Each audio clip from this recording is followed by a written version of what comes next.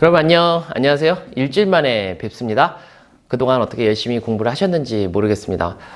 맨 처음에 교육학 정말 1도 모르다가 저랑 만나서 제가 이제 열심히 강의를 하고 저에게 이제 답안, 모의고사 답안을 이렇게 내요. 그런데 정말 제가 이제 상상했었던 그 답안을 내는 그런 학습자들이 많지는 않지만 더러더러 있어요. 그때 얼마나 뿌듯한지 몰라요. 여러분, 비록 저는 여러분 개개인 한 분 한 분을 지금 유튜브로 만나고 있는 이 동안은 잘 모르지만 한 분 한 분 제발 이 실력이 만개하셔가지고, 그리고 또 우리 회사에 여러분 접속하시면 모의고사를 봐요. 4월 말에 보니까 여러분 한번 거기에도 도전하셔서 얼마만큼 실력이 향상하고 있는지 확인도 하셨으면 좋겠습니다. 꼭 내년엔 합격하셔가지고, 올해 꼭 합격하시고 내년에는 내년 이맘때 이 봄을 학교 현장에서 맞이하시기를 제가 두 손 모아서 기도하도록 하겠습니다. 여러분을 응원합니다. 지난 시간에 제가 여러분과 함께 교육 심리학 파트를 살펴봤는데, 교육 심리학 크게 3가지 파트에서 문제가 출제된다. 하나가 여러분 뭐였죠? 이 발달 부분이었고요. 또 하나가 개인차, 그리고 학습 이론, 요 3가지라고 말씀을 드렸어요. 근데 여러분이 이 3가지 완벽하게 공략을 하셔야 되는데 시간이 너무 없어. 그래서 한 파트만 집중해야 될 이런 고민을 아마 9월 달쯤 이렇게 공부 안 하신 분들은 하시는데, 제가 추천드리는 것은, 그렇다면 어떤 파트 하라고 말할 것 같아요? 바로 이 파트죠. 여기가 가장 많이 출제가 되는 파트예요. 개인차 파트, 제가 다시 정리를 했을 때 4가지로 말씀을 드렸어요. 개인차 파트의 4대 천왕 뭐라고요? 여러분, 지능 있었고요. 그 다음이 창의성 있었고요. 그리고 인지 양식, 그리고 동기가 있었죠. 오늘 말씀드리려고 하는 건 이 4 중에 하나를 정리해 드리도록 하겠습니다. 한번 맞춰봐요, 여러분. 25% 누구누구 바로 디지직 요겁니다. 동기에 대해서 말씀을 드리려고 합니다. 이 동기와 관련지어서는 우리가 지금 말씀드리고자 하는 것은 주로 학습 동기와 관련된 부분인데, 교육행정에서는 신바람 나게 일하도록 만드는 무슨 동기? 직무 동기와 관련된 부분. 이 부분은 아직 출제가 안 됐는데 출제될 확률 교육행정에서도 매우 높습니다. 브룸의 기대이론, 아담스의 공정성 이론도 거기에 관계가 되고, 여러 가지 직무 특성이라든가 직무 풍요와 수석교사제, 그리고 허즈버그의 이론까지 해서 붙여서 한 번에 원샷 끝내줘야 되는 그런 파트이기도 합니다. 학습 동기와 관련된 것을 이번 시간에 말씀을 드리도록 할 건데요. 이 학습 동기와 관련된 것은 교수학습 전반적인 부분에서 두루두루 다 쓰이고 있어요. 우리가 그 교수학습에서도 그렇고 ARCS 기대가치 이론 가져가고요. 그리고 행정에서도 그렇고 전반적으로 우리가 학교학습을 논하고 있는데, 학습자의 학습 동기를 끌어올리는 이 부분을 논하지 않을 수가 없거든요. 이 학습 동기는 말 그대로 이 대주제에 관련된 거고, 이 상황이라는 게 등장을 합니다. 상황에서 가장 이제 핵심적인 것은 학습된 무력감을 보이는, 또는 학습 동기가 지극히 낮은 그런 학습자의 상황이 왜 공부해야 되는지에 대해서 혼란스러운 그런 상황들이 나와요. 그럴 때 여기에 이론적인 부분을 붙여주면서 어떻게 접근할 것이냐. 여기서 얘기한 이 학습 동기와 관련된 제가 살펴보고자 하는 4가지의 그 이론과도 관련이 되지만, 여러 가지 지난번에 예전에 출제된 것처럼 발견 학습적인 측면이라든가, 아니면은 이번에 오스벨의 유의미 학습 이론이 붙을 수도 있고요. 그래서 어쨌든 간에 여러 가지 것들이 이제 합쳐져 갖고 학습된 무력감을 보이는 학생들의 학습 동기를 이제 높여주는 그 부분에 이제 집중을 해야 되는데, 원래 이 학습 동기라고 하면 학습자마다 학습에 대해서 이거 상당히 의미 있고 가치 있게 생각을 해요. 그러면서 어떻게 열심히 열공을 해. 그런 학습을 의미 있고 가치 있는 것으로 생각해서 그 열심히 공부하게끔 만드는 학습자의 어떤 경향, 성향성을 갖고 우리는 학습 동기라고 얘기하죠. 여러분들이 많이 가지고 계신 거 지금 없으신가요? 근데 있어야 돼. 그러면 이 학습 동기와 관련지어서 학교 생활 전반에 걸쳐 갖고 모든 과목 두루두루 열심히 하고자 하는 성향이 강해. 우리는 뭐라고 얘기해요? 그런 학생들은, 지금 요 파트는 그냥 들어두세요. 옛날 이야기처럼. 제가 중요한 건 강조하겠습니다. 일반 동기가 높다라고 하죠. 그런데 학습자 중에서 특정 과목, 그 특정 과목 중에서도 어떠한 영역에 집중해. 그래서 그 부분에 대한 동기가 높아. 그럼 우리는 뭐라고 얘기해요? 특수 동기가 높다라고 이야기하죠. 그러니까 동기의 종류를 제가 말씀을 드리는데 이거 이외에도 또 어떤 동기가 있어요? 우리가 수단적이야. 그리고 어떠한 보상, 그리고 칭찬, 뭐 거기에 뭐 그 얻어지게 되는 어떠한 어떤 외재적인 부분에 집중을 하는 경우가 있죠. 그런 경우를 우리가 말 그대로 외재적 동기라고 이야기를 하고, 근데 우리가 교수학습 또는 어떠한 이 교육학 전반에 걸쳐 갖고 추구하고자 하는 게 무슨 동기예요? 여러분 보면은 이 내재적 동기가 되겠습니다. 요게 이제 중요한 거죠. 어떻게 하면 학습자의 내재적 동기를 끌어올릴까? 요게 만들어지기만 하면 지속성이 매우 이제 길고요. 학교 학습에 또는 학교 생활 전반에 푹 빠져들게 하는 그런 동기가 되겠죠. 스스로에 대한 어떠한 유능감이라든가 만족감, 성장에 대한 인식, 이런 걸 느끼게 해줘야 된단 말이에요. 그래서 이후에 나오는 여러 가지 동기 이론들에서도 보면 이 파트, 내재적 동기를 어떻게 하면 높여줄까? 이게 이제 핵심적인 부분으로 떠오르게 되는 거죠. 그러면 실제적인 이야기로 들어가서 여러 가지 동기 이론들을 몇 가지 살펴보기로 하겠습니다. 먼저 등장하는 게 귀인 이론이에요. 교육학을 조금 공부하셨으면 대체적으로 이 귀인 이론 모르는 학습자는 아마 없으실 거라고 봅니다. 와이너가 주장을 한 거죠. 사람마다 성공과 실패가 있으면 그 성공과 실패를 어때요? 어떠한 부분에 귀인하느냐, 어디에 이제 그 자기의 성공과 실패의 원인을 두고 있느냐를 쭉 우리가 분석을 해보니까, 요인 분석을 해보니까 등장하는 게 크게 4가지가 있다라는 거죠. 한번 말씀해 보세요. 능력이 있고요. 그 다음 노력이 있고요. 그리고 난이도, 과제에 대한 난이도, 그리고 외부적인 요소인 운, 요 4가지란 말이야. 이 4가지를 가지고 이것이 내부에 있는지 혹은 외부에 있는지, 이게 안정적인지 그리고 불안정적인 요소인지, 끝으로 이 통제에 대해서 통제가 가능한지 또는 불가능한지, 이 3가지를 가지고 이제 주로 살펴보는 거예요. 가장 핵심적인 것은 여러분 보면 어떤 부분이죠? 내부에 있으면서 통제 가능하면서 불안정한 요소를 갖고 우리가 그 학습자의 동기 요소를 높여줘야 된다는 게 가장 핵심적인 내용이에요. 여러분 보면 능력과 노력 같은 경우는 어디에 있죠? 학습자의 내부에 있는 그런 요소들입니다. 여러분 이 표 자체에 제가 말씀드리는 것을 다 이제 그릴 수 있으면 좋겠지만 뭐 못 그리더라도 나중에 이 노력에 주목을 해주면 되는 부분입니다. 과제 난이도와 운은 외부에 있는 부분이죠. 안정과 불안정으로 봤을 때 이것은 한순간에 크게 변하고 변하지 않고, 보세요. 능력과 같은 경우는 타고난 특질이잖아요. 이것은 안정적인 요소야. 쉽게 변하지 않아. 노력과 같은 경우는 이것은 매 과제를 접할 때마다 내가 혼신의 노력을 쏟느냐 그렇지 않느냐, 이런 부분이기 때문에 불안정하다고 볼 수 있어요. 여러분 과제 난이도는 어떻지? 이거 헷갈리는 학생들 상당히 많은데 이거는 안정적이에요. 크게 변하지 않는단 말이에요. 우리가 임고에 갑자기 난이도가 조금씩 변하지만 전혀 손 못 댈 정도로 과제 난이도가 이렇게 하는 건 아니잖아요. 쉬운 문항도 물론 출제가 많이 되고 있죠. 그리고 운과 같은 경우는 있을 수도 있고 없을 수도 있기 때문에 대표적인 불안정한 부분입니다.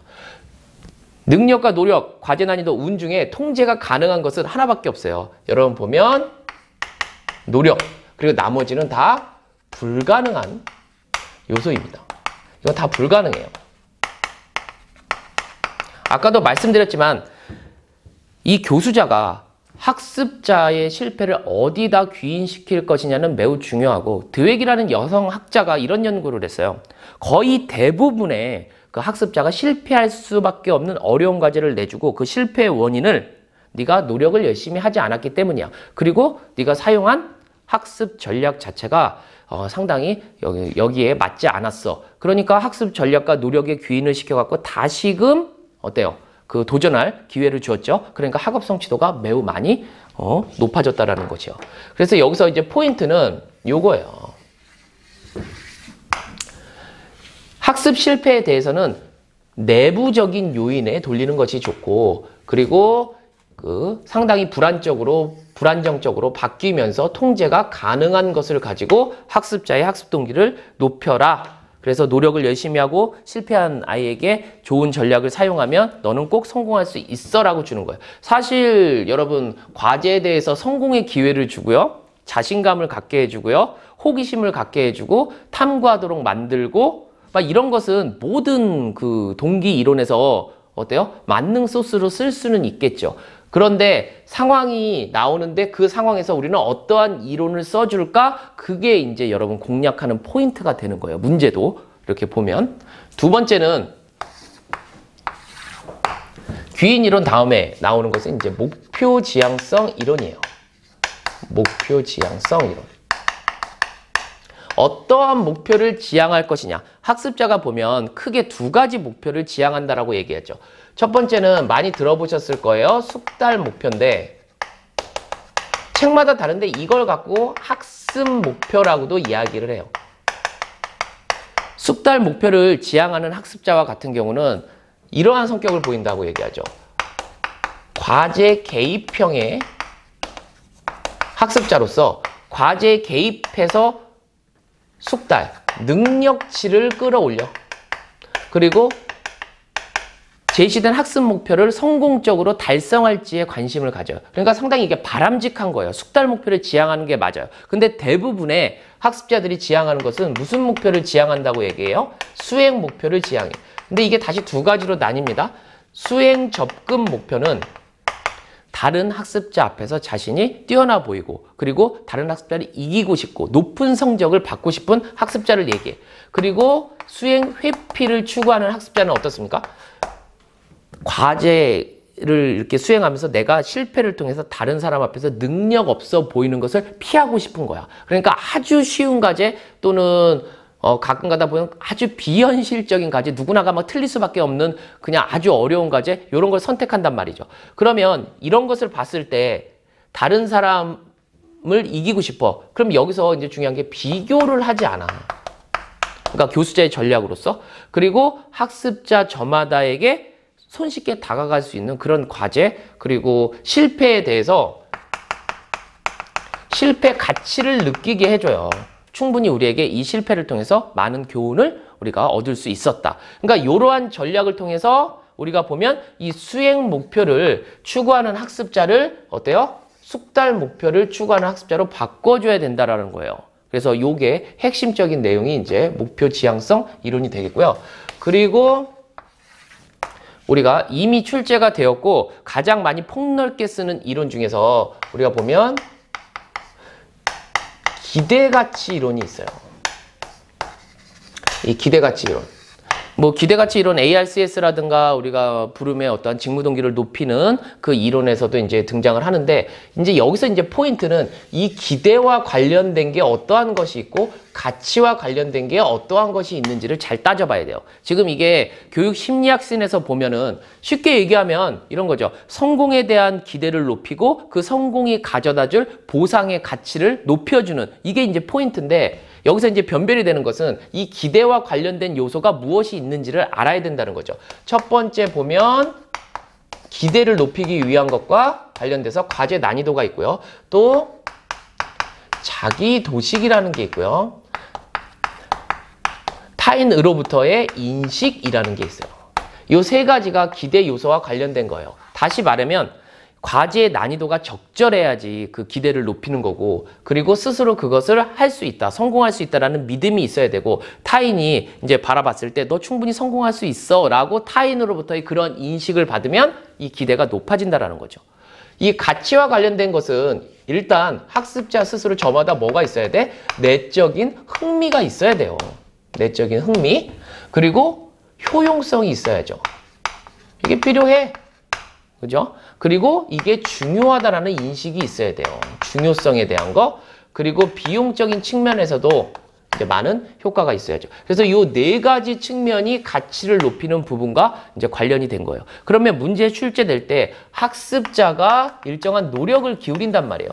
노력을 기울이면 성공을 해야 돼. 그리고 이 성공과 관련 지어서 뭐야? 적절한 보상이 따라줘야 되는데 노력하면 성공할 수 있다라는 이 파트에서 말 그대로 성공 기대잖아요. 그리고 성공한 1차 보상물이 상당히 가치로워야 돼. 그럼 여기서 들어가는 게 말 그대로 보상 기대가 들어갑니다. 포인트가 뭐예요? 그래서 이걸 갖고 얘기해 줘야 되는 거야. 성공 기대를 높이기 위해서 이 부분을 건드려야 되고 보상 기대를 높이기 위해서 이 부분을 건드려야 돼. 그러면 이런 것들이 다 학습자에게는 학습에 빠져들도록 하는 하나의 유인가로 다 작용을 하게 되는 거죠. 그죠? 그래서 과제 난이도 얘기해주고 스스로에 대한 성공에 대한 어떠한 자신감 이런 걸 얘기해주는 것도 좋은데 이것은 구체적으로 어디에 해당하는지 이 부분을 잘 건드려줘야지만 기대가치 이론을 우리가 완벽하게 이해하고 있다고 볼 수 있는 거죠. 공부를 하고 안 하고는 이 부분을 여러분이 알고 있느냐 없느냐 이 파트에서 나와요. 그리고 제가 오늘 말씀드린 것 중에 이제 마지막 부분은 이제 자기 결정성과 관련된 이론입니다. 자기 결정성 이론. 학습 동기와 관련돼서 가장 좀 포괄적인 이론이 되겠어요. 우리가 보면 인간의 행동은 타율로부터 시작을 해가지고 어디로 넘어가요? 자율로 넘어가는 경향성을 가진다고 얘기해요. 그러면 이것과 관련지어서 사람은 궁극적으로 보면 자율성의 욕구가 있는데 이 자율성의 욕구와 관련지어서 세 가지로 세분화되는 거예요. 문제 내기도 좋아. 하나, 말 그대로 사람이 추구하는 자율성의 욕구. 이걸 가지고 우리가 통제권이라고 이야기해요. 쉽게 얘기하면 어떤 책에서는 통제권이라고도 얘기해 그냥. 그리고 유능감과 관련된 거. 유능감의 욕구가 있고 그리고 이제 세 번째는 관계성의 욕구가 있다고 얘기해요. 자기 결정성 그리고 타율에서 자율로 넘어가 인간의 행동이. 근데 그 중에서 세 가지 욕구와 관련된다라고 이야기하는 거야. 그래서 문제는 어떻게 나겠어? 이 세 가지 욕구를 이야기하면서 이것과 관련된 동기 유발 전략을 학습 동기를 높이는 전략을 말할 수 있어야겠죠. 자율성의 욕구와 관련돼서 무엇이 있겠어요? 우리가 보면 선택권을 학습자에게 주고 그 학습 목표를 선택할 때 학습자와 상의하거나 하는 부분을 이야기해주면 좋고요. 유능감은 학습을 성공해야죠. 성공을 통해서 자기가 이제 효과적으로 학습을 수행했다라는 유능감을 높이고, 관계성은 교사와의 상호작용 또는 또래와의 상호작용, 협동학습을 촉진시켜주는 것도 좋고요. 어떤 개별화된 상담을 가지고 이야기하는 부분도 상당히 좋죠. 우리가 지금 전반적으로 이 씬 자체가 그 학습된 무력감을 얘기하는 거잖아요. 뭐 뒤에 상담하고도 이제 매칭이 되는데, 상담에서 핵심은 부적응이잖아요. 보면 학습자가 그 학교 생활을 통해서 나타내는 부적응이 크게 세 가지 부분이 있는 거예요. 학습에 대한 학습된 무력감과 같은 부적응, 또 하나는 정서적인 부적응. 그 파트가 이제 주요하게 이제 공략해야 되는 거죠. 그리고 또 이제 사회적인 부적응인데, 그런 것은 어떤 비행적인 측면에서 살펴봐야 되는 거. 사실 지금 제가 말씀드리는 이 동기 이론 자체는 다 인지주의를 기반으로 하는 동기 이론이에요. 우리가 이 동기도 세부적으로 이제 학습과 관련돼서 나누면, 첫 번째 행동주의 이론이 있잖아요. 행동주의 이론은 보상과 벌에 따라서 행동 수정 기법으로 넘어가는 거고, 그리고 인본주의 개념으로 보면은 욕구 위계설, 대표적으로 하위 단계 욕구를 가지고 상위 단계로 이제 나아가도록 해주기 위해서 학교를 되게 편안하고 뭐 행복한 공간으로 만들고, 학습자가 스스로 학문적이고 심미적이고 자아실현을 할 수 있도록 그 최상위의 단계로 이끌어야 된다는 거예요. 근데 사실 그 인본주의 같은 경우는 좀 애매모호해. 그래서 전반적으로 초기에는 문제가 났지만 뭐 지금도 그냥 이해하고 지나가면 되는 부분인데, 지금 인지주의를 기반으로 하면 어떤 학습자의 기대라든가 신념, 이런 부분을 어디에 초점을 두고 지도할 것이냐 해갖고 네 가지 부분으로 이렇게 이제 나뉘게 된 거죠. 그래서 다시 한번 여러분 정리를 해드리면요. 지금 제가 개인차 말씀드렸고요. 그 중에서 동기, 나머지 부분은 이제 하나하나 제가 나중에 이제 신박하게 정리를 해드릴 거고, 오늘은 동기 파트야.